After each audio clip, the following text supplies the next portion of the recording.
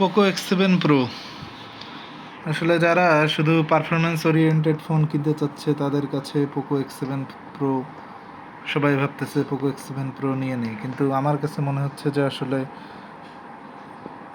মে মাসে আমি কিনেছি, মেয়ের প্রথম দিকে, মে মাস চালালাম, জুন মাস, তো এখন জুলাই মাস।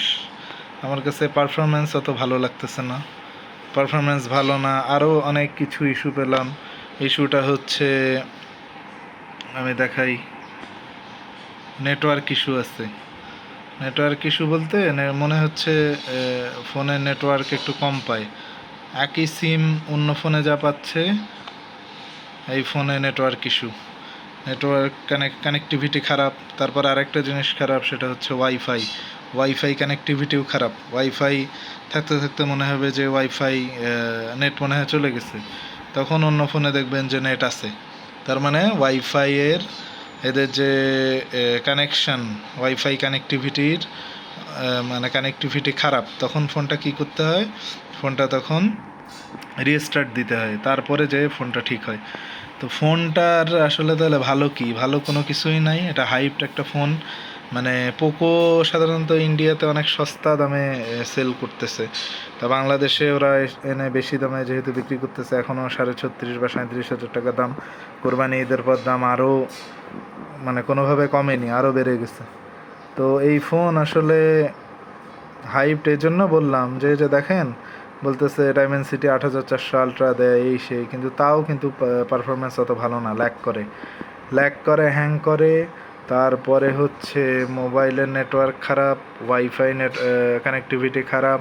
আর যেটা নতুন জিনিস পেলাম কয়েকদিন থেকে, ফোনের যে চার্জিং অপশান, আমি দেখাই, ফোনের যে চার্জিং অপশান, এখানে দেখেন, ফোনের চার্জিংটা যদি আপনি 90 ওয়াটে দিতে চান, 90 ওয়াটে দিলে কি হবে, একটু গরম হওয়ার কথা, কিন্তু 90 ওয়াটে যখনই আপনি দিবেন তখনই ফোনের চার্জ অটো বন্ধ হয়ে যায়।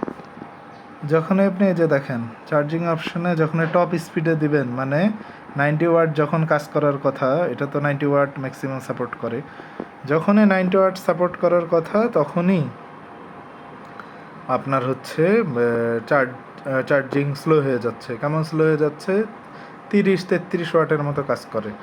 তার মানে এটা কিন্তু ওদের হার্ডওয়্যারই ইস্যু। মানে এটা যখন ফোনটা ওরা বিক্রি করেছে তখন থেকে এটা সমস্যা ছিল। তো যাই হোক, এটা তো বুঝতে পারিনি।